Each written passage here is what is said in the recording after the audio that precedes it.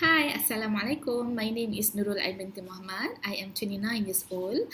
I am from Terengganu and currently working as a lecturer at Jasin Community College, Melaka. I am married and I have a daughter who is 2 years old. For your information, Dr. Amin, I used to be a student before when I was doing my degree in TESOL in the year of 2007. And I'm not sure if you still remember that I used to I would like to buy by the time I would like to buy a video CD on language learning strategies for children that you create during that time, but you choose not to sell it. You just give it to me for free. Thank you so much, Doctor. You are very kind-hearted and generous. So, talking about language learning strategies, there are thousands of moments or conditions or events in my mind about my past strategies that I used to learn language. And one of them is during my semester break. I used to work as a part-time coach at English Coaching Zones in Berhad, which is now it is known as FBI, Fase Berbahasa Inggeris. During that time, I learned so much more strategies on how to be good in language, and one of them is by creating a free English speaking environment. What I mean here is through talking or speaking to each other without to put so much concern or worries about the grammatical errors, pronunciation, or what will people think when we are speaking. Would they think we want to show off, or would they judge our language or whatsoever? We are always concerned about what other people would say, which is at the end, it will ruin up our motivation. Actually, don't bother about it, but people love to talk and they will talk. Create a free risk English speaking environment doesn't mean that you have to 100% talking or speaking in English or, of course, in any particular language that you want to learn in a day, but make it step by step but constant. Today you make it 20%, tomorrow you make it 30%, the day after you make it 50%, and on and on.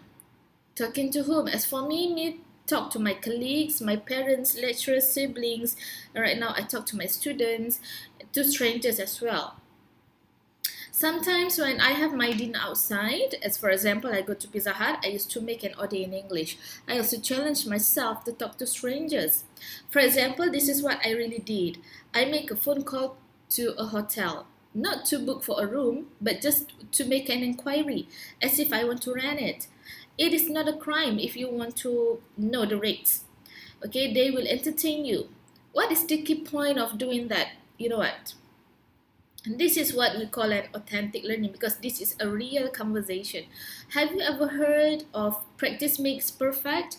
In language, practice makes fluent. This is an absolute truth. This is why you have to use the language. You have to always practice, keep practicing.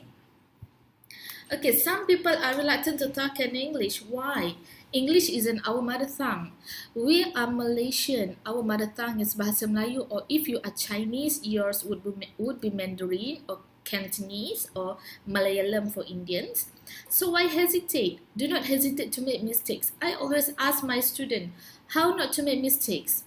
Do you have any ideas on how to avoid from making mistakes? There is an answer. It is easy. You don't want to make mistake, so don't do anything. Okay, my next strategy in learning English is by mimicking someone's talking. For instance, I love British accent, so I watch Downton Abbey lots. I love the way they pronouncing the words. It sounds very polite and graceful. Besides, of course, I love their dress as well, which is very beautiful and elegant.